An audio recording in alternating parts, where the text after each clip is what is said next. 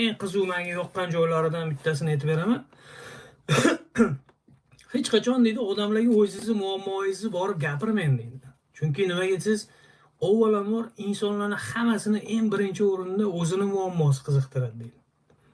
Sabab deydi tish og'riyotgan odamga borib turib sizni o'g'lingiz olib kelgan ikkisini gapirsangiz u umuman eshitmaydi u narsani deydi. Chunki uni tishi og'riyapti deydi. Uni birinchi o'rinda o'zini muammosi qiziqtiradi deydi. Bu to'g'ri aytadi.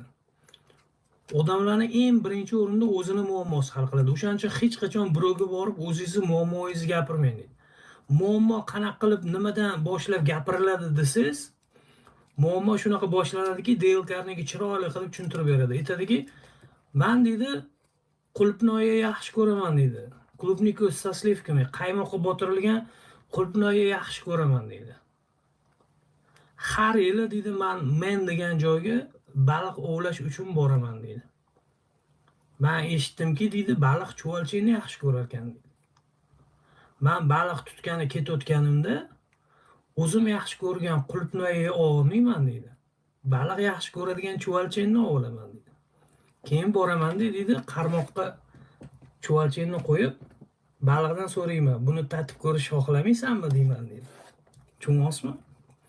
Juda yaxshi, zo'r hayotiy anaqalar bilan keltirib beradi. Yaxshi kitob, Dale Carnegie kitobi.